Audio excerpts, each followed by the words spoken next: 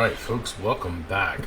So, I have a completely new setup now, and I'm going to look at the screen a whole lot um, just because the eye is going to be naturally drawn to it. But my webcam is right up above my TV here that I'm using as a computer screen, and it's a big, nice screen that I found on Facebook Marketplace for real cheap. Otherwise, I would not be using a TV screen. But it's really nice because it allows me to do this big layout thing. So I've got my really big mic that I use to do audio recording with for novels and whatnot. Hopefully you can hear me. We did some live testing earlier on that, and I hope those settings have remained and are still in effect. So I'll give a few minutes for some people to hop on here and see how many people. Of course, I'm getting used to doing this. I'm used to doing it on my phone. So I'm looking at the metrics here. Man, frame rate is 16 frames per second. That is not great. But my camera is able to handle a lot more than that. But that's fine. Cool, I got polls, I got questions. I got to do so many things here that I didn't even know I had. So that's awesome. But anyway, I wonder if there is. Does it show up here in the right next to the button how many people are watching? I'm not sure. This is public. Okay. And I'm going to change the settings here. No. So,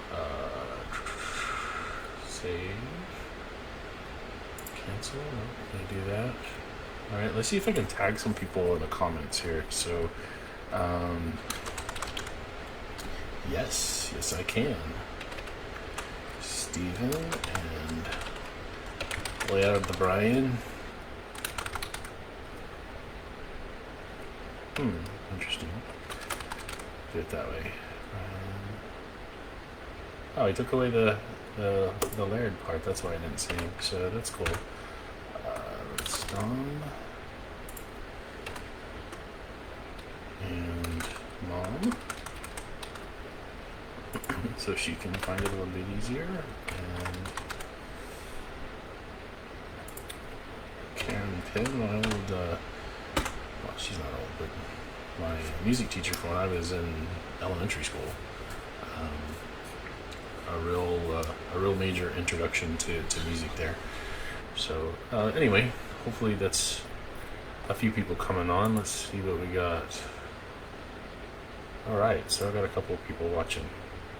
That is not showing up here. Well, anyway, I wanted to get started. Being my first night back, I'm not exactly going to be jumping right into the context as I have in the past. I might even edit this part out just to get us started. But anyway, we're going to be studying Exodus tonight, Exodus chapter 12. I'm going to be using the King James Version. That's what I'll be reading out of. I have the English Standard Version up for some more modern English comparison. I'm going to use it at least once tonight. I do have the Hebrew up, but doing the prep for this, I did not see anything that just was absolutely necessary for me to look up. Nothing in terms of names or whatever. There's a lot of interesting things that are going to be going on. Hello, I'm going to call you Medipoli. I hope that's the right pronunciation. Glad you're here with us tonight.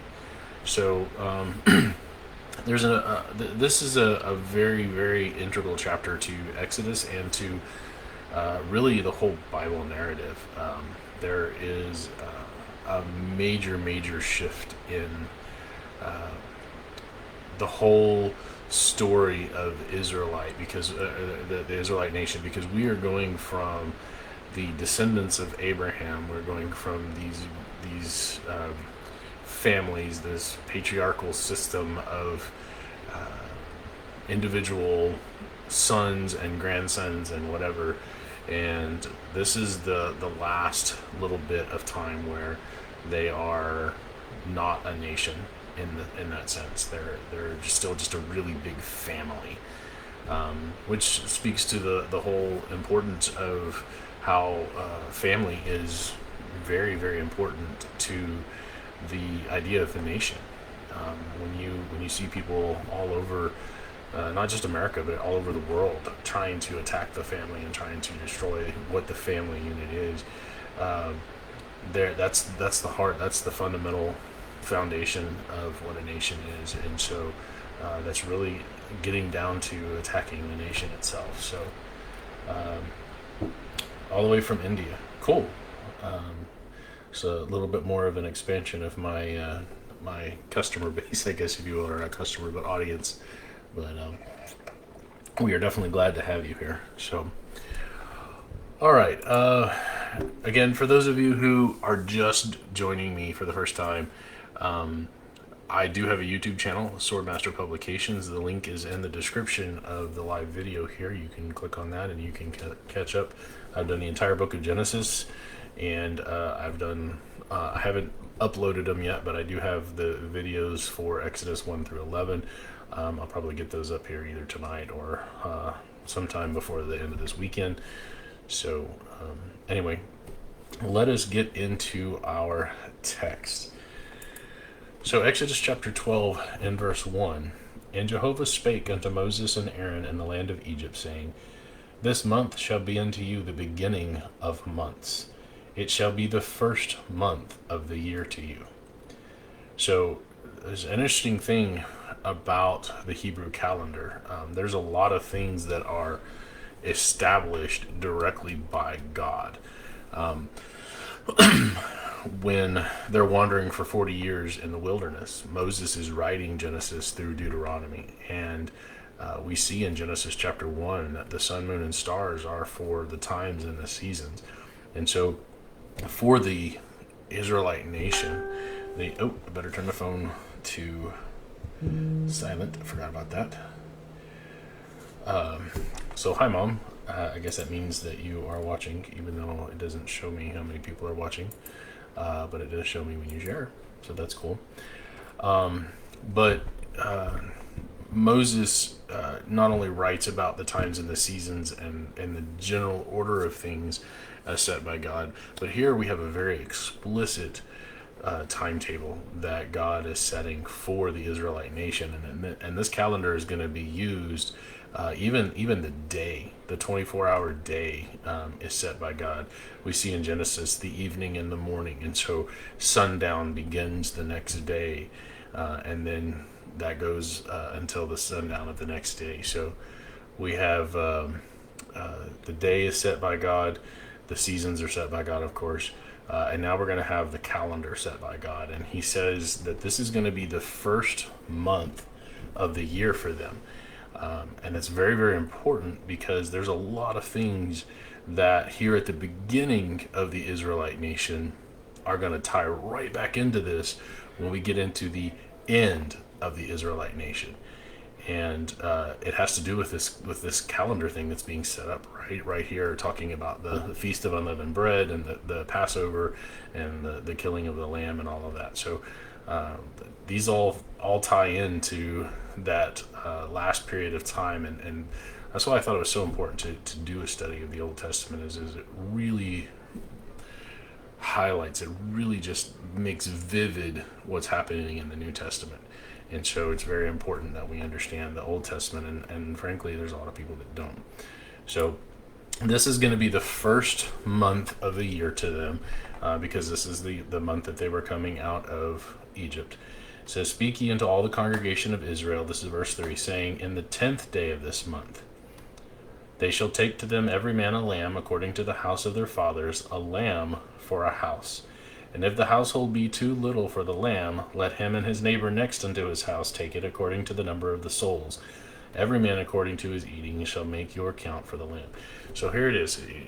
He's setting up this event, and it's going to be an event that stays with the Israelites their entire existence. And it also highlights something that maybe I didn't do such a great job of highlighting in the past, is when we study these things in the elementary and junior high and even high school setting, and sometimes even when we're glossing over them as adults because we've heard them so often, it's 1, 2, 3, 4, 5, 6, 7, 8, 9, 10. And we study them fast, and so we view them as taking place very rapidly. But if you go back and look at the plagues, how long were those plagues lasting? They were lasting for days. This isn't something that happened over the course of 10 days. This is something that happened over the course of a couple of months, really. And one of the things that I wanted to highlight is twice there was enough time that had passed that the Egyptians had time to acquire more cattle after God had wiped them out. And so just keep in mind that time is passing. There's a large period of time that's passing here. And so God tells Moses, hey, this is the first month. This is the first day of that month. And then he says, all right, 10 days from now. So that's 10 more days that are going to pass. But 10 days from now, I want you to do this with the lambs. And so they have a lamb. The lamb can either be from sheep or goat. It's got to be male. It's got to be 1 year old. So it's not a newborn, but it is young. And if the household is very small, then they can share with another household. And then it says the lamb, verse 5, your lamb shall be without blemish.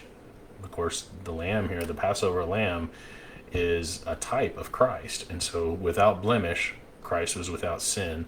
A male of the first year, you shall keep it, you shall take it out from the sheep and from the goats, and you shall keep it until the 14th day of the same month. Okay? So they take this lamb, and they're going to keep it with the family from the 10th day to the 14th day. Okay? So think about this for just a second. They go out somewhere in the middle of the day, the 10th day, and they keep it into the 14th. That's 3.5 days that they're going to keep this lamb. How long was Jesus among the Israelites preaching the gospel? 3.5 years. And then they slaughtered him. Every detail in what's going on here. And you know, it's Leviticus is hard to read, Numbers is hard to read, Deuteronomy is very hard to read, and much of the rest of Exodus is hard to read because there's such minute detail, but every jot and tittle points to something, and it's so powerful. So keep up with me here because there's a lot to cover. So it says in verse 6, you shall keep it until the 14th day of the same month, and the whole assembly of the congregation of Israel shall kill it in the evening. When was Jesus crucified? I believe he was crucified on a Thursday. I believe he was crucified right before the sun went down. So it's not nighttime quite yet, but they're going to kill it. The ESV says twilight, so right before sundown. When did Jesus die? Right before sundown. Super, super important. God is here prophesying exactly when Jesus was going to be killed, down to the last second, essentially. And they shall take of the blood and strike it on the 2 side posts and on the upper door posts of the houses wherein they shall eat it. And they shall eat the flesh in that night, roast with fire and unleavened bread, and with bitter herbs they shall eat it. Eat not of it raw, nor sodden with water. In other words, I'm not going to make a stew out of it, but roast with fire, his hind with his legs, and with the King James says pertinence of, but it's basically the organs and everything. They're going to eat everything. And anything that they didn't eat, they had to completely consume it in fire. There wasn't supposed to be anything left. Verse 10, and ye shall let nothing of it remain until the morning, and that which remains of it until the morning you shall burn with fire. Thus shall you eat it, with your loins girded, your shoes on your feet, and your staff in your hand. And you shall eat it in haste. It is Jehovah's Passover. Okay, so they were going to be ready to go. The 14th is when they did all of this. The 15th is the day they left. For I will pass. Now, who's passing? A lot of times, I think we see in the Charlton Heston 10 Commandments movie, it's the angel, the green mist that goes through and everything. I'm not sure if I remember Prince of Egypt's version, but a lot of times growing up, I heard that it was the angel of the Lord or the angel of death that did this. But listen to what's said here. God says, for I will pass through the land of Egypt this night, and will smite all the firstborn in the land of Egypt, both man and beast, and against all the gods of Egypt will I execute judgment. I am Jehovah. Now, we've already stated the premise earlier through the chapters in Exodus that we've covered. We talked about the comparison of the Egyptian gods to the plagues, that God was showing his command over these fake gods, the gods that were nothing, gods that man had made, and so they were stone and straw and silliness because they weren't really anything, had no power. And so here we have that explicit let's see here. I haven't been keeping up here because I can't see it at the same time. Let me see if I can minimize the screen. There we go. Now I can see comments better. You're welcome, Rachel. Yes, Stephen, great verses. Thank you for posting those up as I'm going along here. But here it is explicitly saying that God is going to execute judgment against the Egyptian gods who were fake gods. And the very most powerful of all of those is Ra, the sun god. And he was the overarching god, the god of life, the one that they worshipped higher than any of the others. And here God is showing his power over life and over, they say that Ra had given them life, and God says, no, I gave you life and I can take it away. I am the creator, I am the judge, I have that right, and I alone. So that's what verse 12 is talking about. It says, in the blood, verse 13, and the blood shall be to you for a token upon the houses where you are.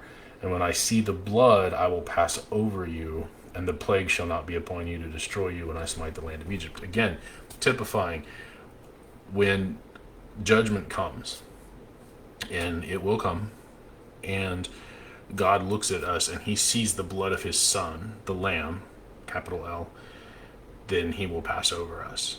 That's the idea here, is that the blood of Christ is all that God will see when judgment day comes, if we remain faithful, if we walk in the light as he is in the light. That's 1 John 1:7, that his blood will continually cleanse us.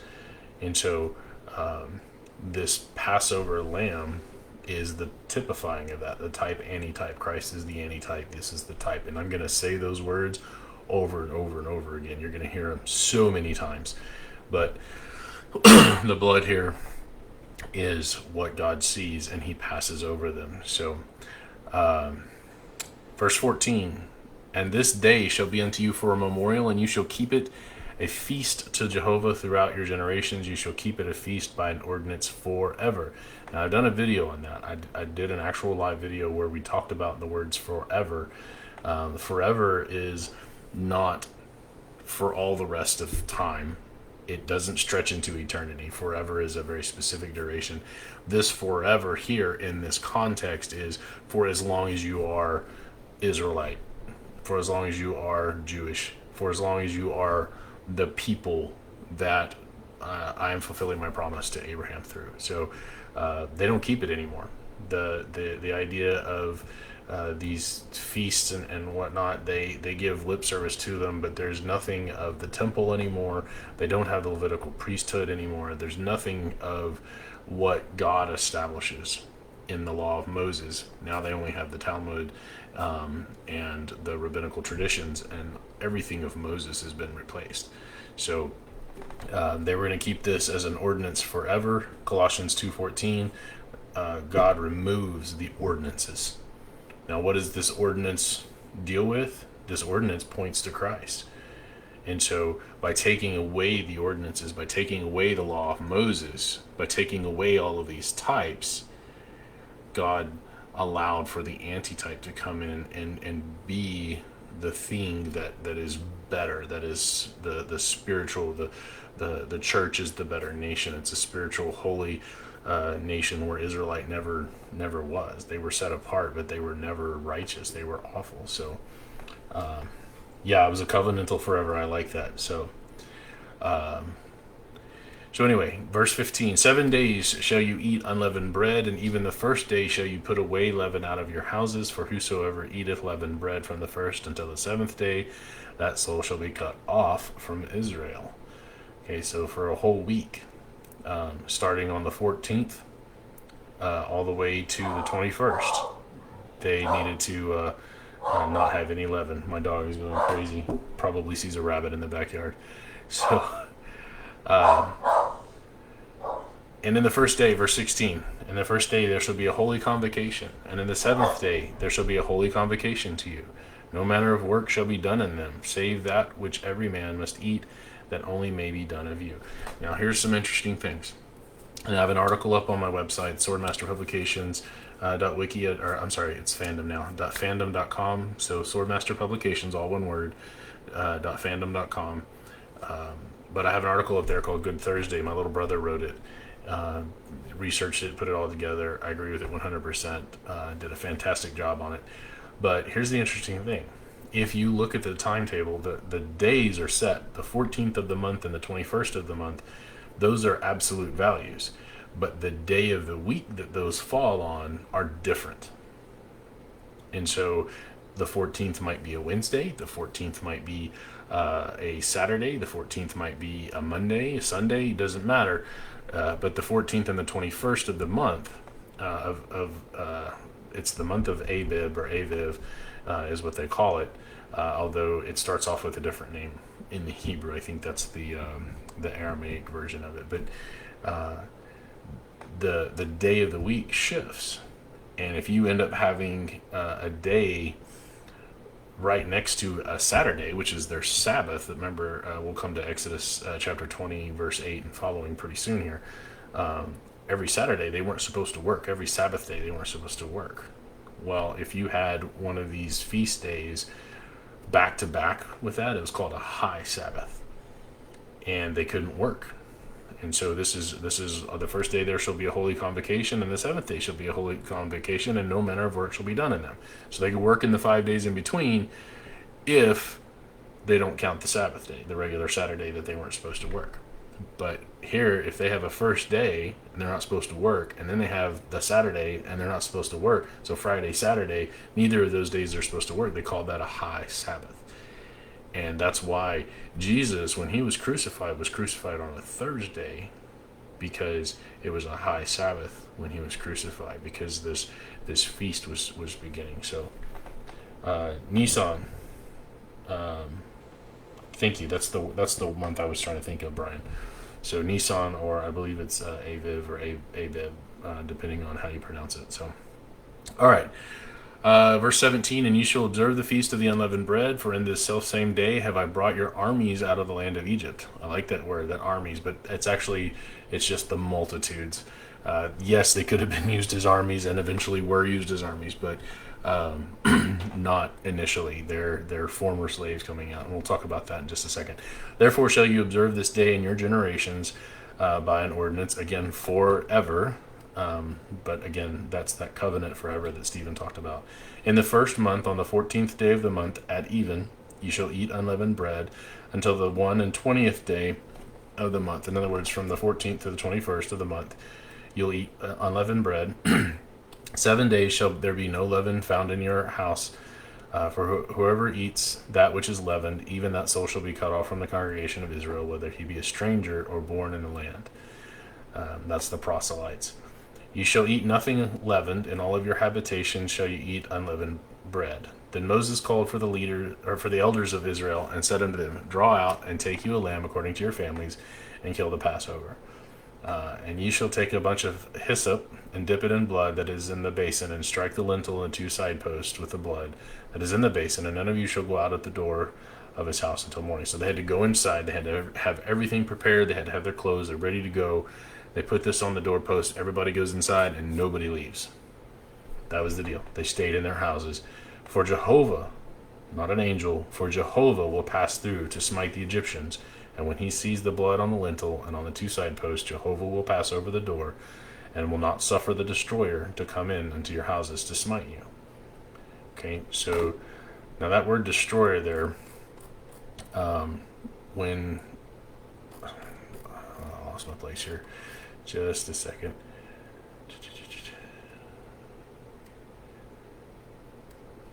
Well,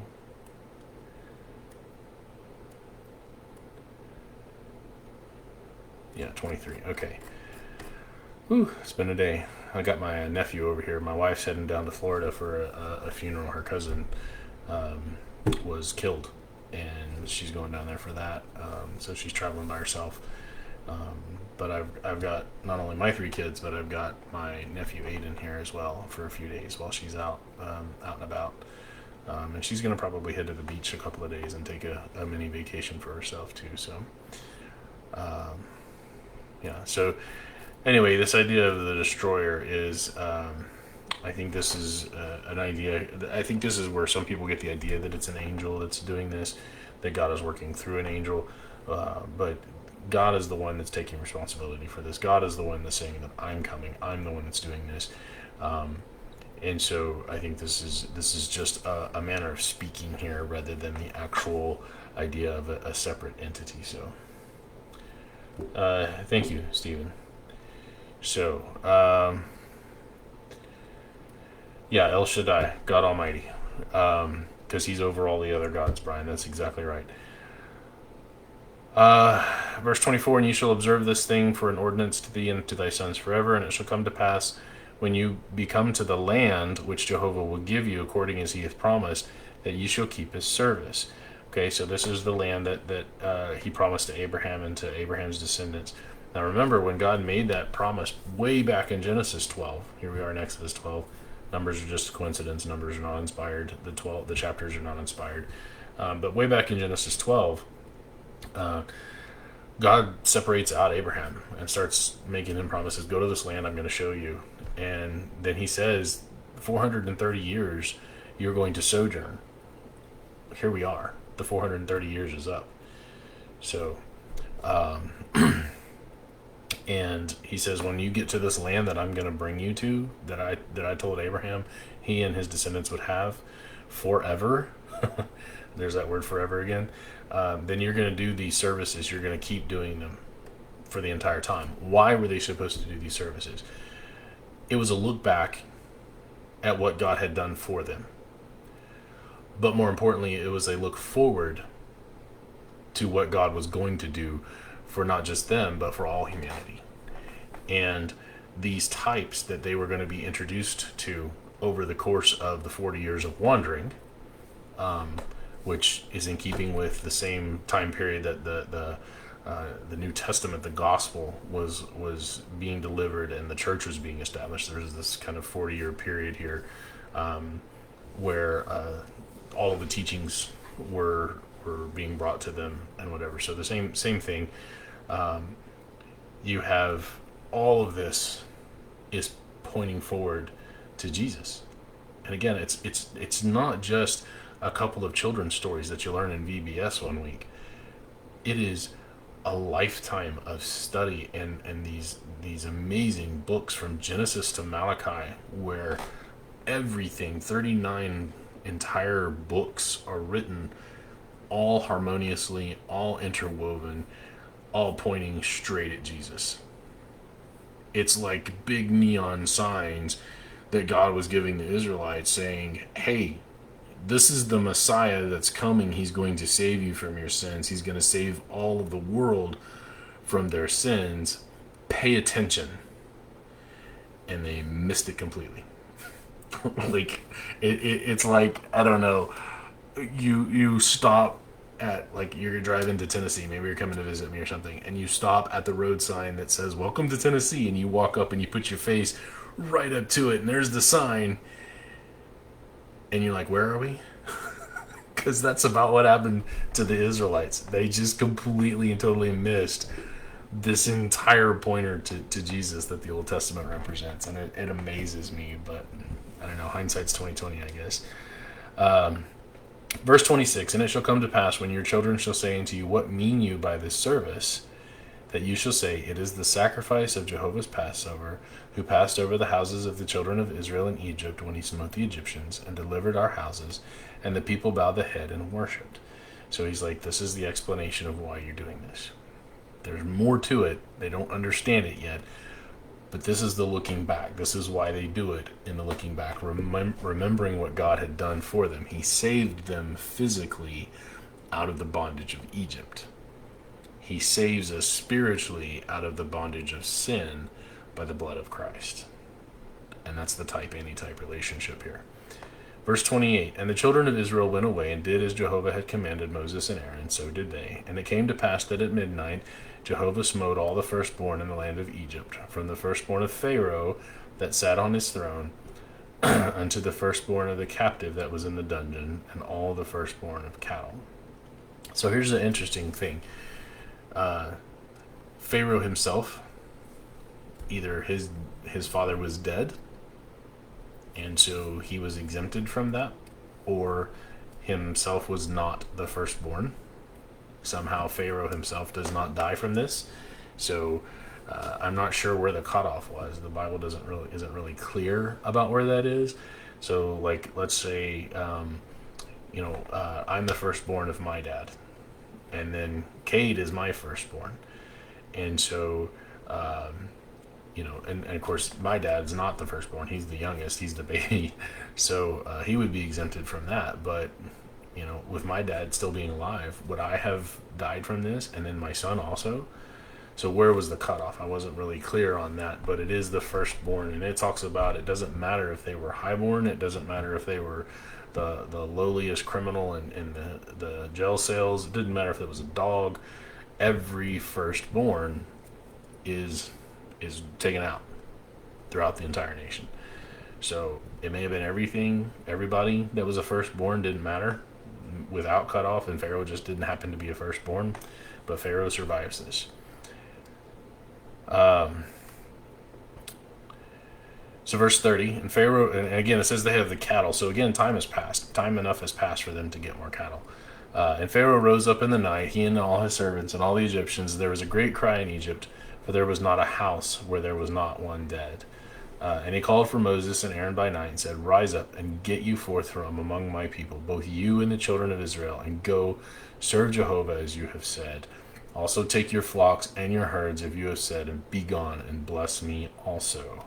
So remember, Pharaoh's been going through this kind of transition of, I don't know who God is, or I don't know who this Jehovah is, to, okay, I know who this Jehovah is now, but no, the Egyptian gods are more powerful. You don't get to go anywhere. And he keeps changing his mind, and slowly, ever so slowly, Pharaoh is coming to realize just who Jehovah is. And so now he's like, I'm making no compromises. I'm making no deals. You do all the things that you wanted to do. Just get your stuff out of here. So,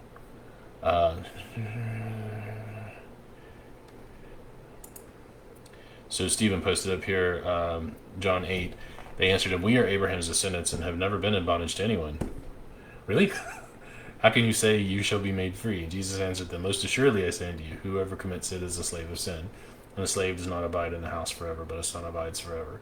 Therefore, if the Son makes you free, you shall be free indeed. Yeah. So it was the family, the son, the father, the owner of the slaves, if you will, that makes people free. They're the ones with authority to do that.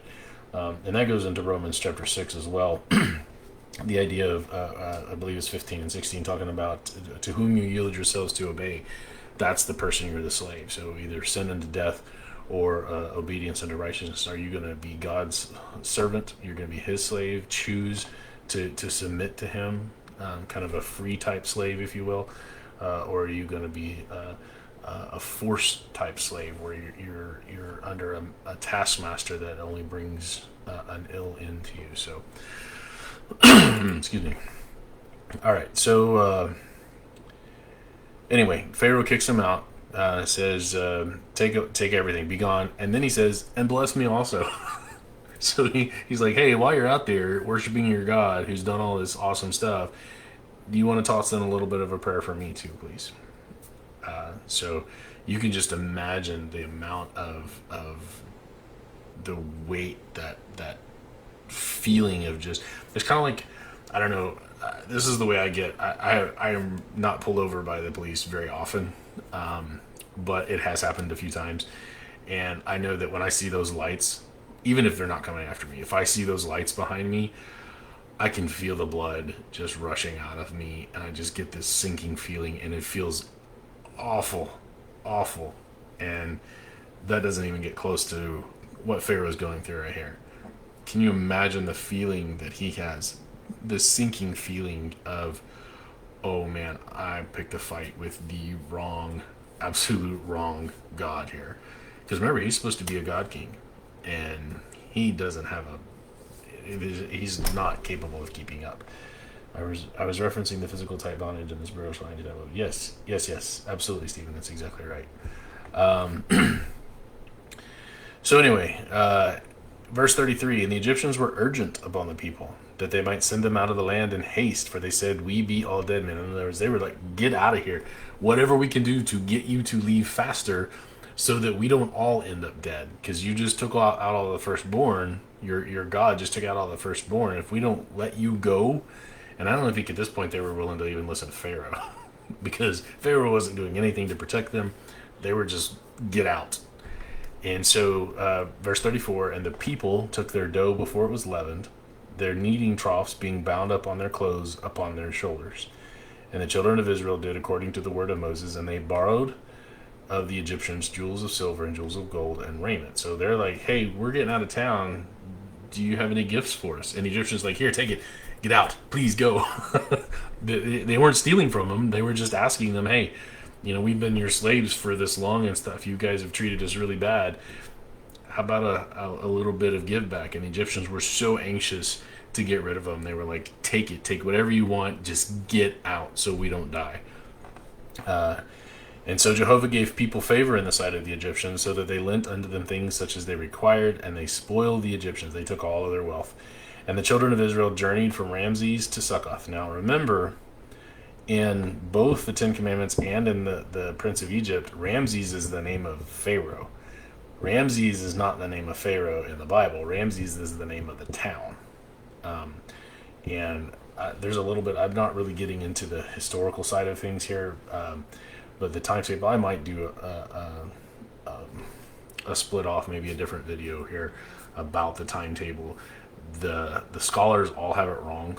They do not have the right timetable. That's why they have a lot of doubts about the Bible. But if you actually look at the corrected timetable, it fits perfectly in with the flood and the building of the pyramids and all of the things that happened, including here with the Egyptians, the Israelites fleeing the Egyptians. So I might do a video on that. But Ramses is not the name of the Pharaoh. Ramses is the name of the town. So they fled from Ramses, or they journeyed from Ramses to Succoth, about 600,000 on foot that were men besides children. Okay, so I want you to understand that. How many came into Egypt? 70. Remember, go back to the end of Genesis. There were 70 that came in. 600,000 that go with them. And that's just the men.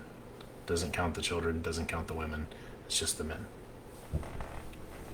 Okay, number one, probably not all of them are direct descendants of Abraham. They're probably Egyptians that were done with Pharaoh. That was shown in the Ten Commandments. There were a few Egyptians that left.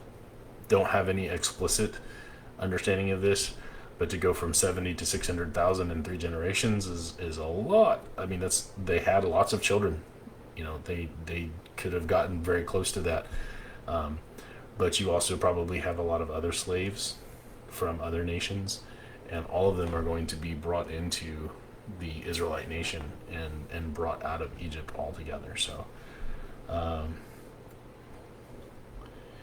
Brian, I'm guessing those are, mixed multitude, exactly. So I'm guessing those are Pharaoh names, Amos, Kamoshi, and Tamos, and Sekenero, Teo, or whatever. So, mixed multitude went up. Thank you. You're exactly right, verse 38. So, mixed multitude went up also with them, and flocks and herds, and even very much cattle. So the 600,000 were not all Israelites as descendants of Abraham, but they were all, in a sense, proselytized. Because we're going to see as they move forward and they talk about the circumcision, they talk about these other laws, that all of them.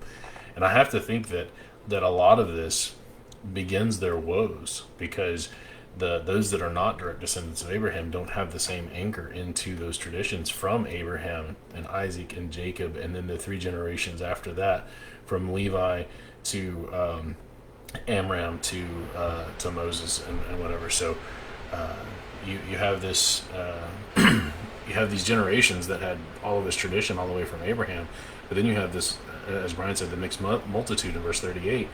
A lot of those guys don't have those traditions, and so how many of those were part and parcel to the golden calf that we come against, and to the complaining and the whining and stuff like that. So, Tears for Temas, that's vaguely familiar, Brian.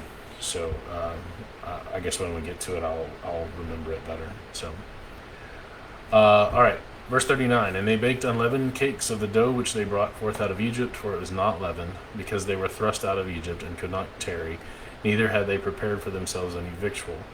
Now the sojourning of the children of Israel who dwelt in Egypt was 430 years. Now please understand what that verse is not saying. It says that the sojourning of the children of Israel who dwelt in Egypt. So the children of Israel dwelt in Egypt. But the sojourning was not all in Egypt. So there's a sojourning that begins with Abraham. And if you look at their long lifespans, that's part of why they are able to have so many people, is they have big families and they live a long time. But the time that they're in Egypt is probably just over 200 years. Okay? So the 430 years starts with Abraham and ends on this day. And that's important. And again, I have an article up about that on my website, swordmasterpublications.fandom.com, if you want to read through that. I may post it up in the comments here. So, verse 41, and it came to pass at the end of the 430 years, even the selfsame day it came to pass, that all the hosts of Jehovah went out from the land of Egypt. It is a night to be much observed unto Jehovah for bringing them out from the land of Egypt. This is that night of Jehovah to be observed of all the children of Israel and their generations. And Jehovah said unto Moses and Aaron, this is the ordinance of the Passover. There shall no stranger eat thereof. So it was a closed Passover. They wouldn't allow non-Israelites or proselytes to take part of it. But every man's servant that is bought for money, when thou hast circumcised him, then he shall eat of it. So if you were a servant, you got circumcised, you had to be circumcised, and then you were required to eat of it. So either you weren't circumcised and were not allowed to, or you had to be circumcised and then you must eat of it. Those are the only two options. But this also goes into showing the idea that there were people who were not descendant of Abraham that were brought into this tradition here, this generation, or this nation. Verse 46. Verse 45, sorry. A foreigner and a hired servant shall not eat thereof. So these guys are those that are hired, they're paid for, they're not bought, they're not property in the sense of the way that they did slaves. Of course, slaves back then were a little bit different than what we saw during the pre-Civil War era here in America. They were treated better. They were treated the same way that you would treat cattle or work animals. They had to be treated well. They had to be taken care of. They were not treated as just like complete trash. So, and not that everybody in the South did that, but there were laws that protected the slaves here in Israel. So, anyway, a foreigner and a hired servant shall not eat thereof. In one house shall it be eaten, thou shalt not carry it forth aught of the flesh abroad out of the house, neither shall you break a bone thereof. So number one, they weren't going to take it out and kind of run around with it. You know, you didn't eat a little bit here and then take it with you. It wasn't a carry out. It wasn't to go. You ate it where it was cooked, and it didn't leave the house, because that's what they had to do during the Passover. And then it says, neither shall you break a bone thereof. Why not? Because that's typifying Christ. When he was on the cross, his bones were not broken. His flesh was broken. Paul references that. He's talking about that his body which was broken for us, but his flesh was completely rent and pierced with a spear and had the crown of thorns. There was all kinds of awful things that were done to him, but not a single bone was broken. And part of that was the fulfillment of this type-antitype prophecy here. And we see that throughout. We're going to see it in Psalms. We'll see it all throughout, this idea of not breaking a single bone. So all the congregation of Israel shall keep it. And that idea of congregation, that's the same word that gets translated as church in the Greek. The idea of the ecclesia, those who are called out to assemble. this is the physical type, the church universal. In this case, it's the church Israel, and that was the nation of Israel was the type of the antitype, which is the church. So the congregation of Israel shall keep it, and when the stranger shall sojourn with thee, and will keep the Passover to Jehovah, let all his males be circumcised, and then let him come near and keep it, and he shall be as one that is born in the land. For no uncircumcised person shall eat thereof. So he will be considered. This is the idea of the proselyte. Correct says Israel don't for. Yes, exactly so, and that's that, Stephen. That's what the article is essentially. No, that's not. That's not a problem. But that's essentially what the article talks about. Is that it gets to Galatians and it talks about the whole timetable with Moses and Abraham and all of those guys. So, you said it's the Samaritan Pentateuch. I'll have to take a look at that. But I've seen the Septuagint before, so very good. All right, verse 49. One law shall be to him that is homeborn, and unto the stranger that sojourns among you. So one law. They're under the same law. They don't have two separate laws.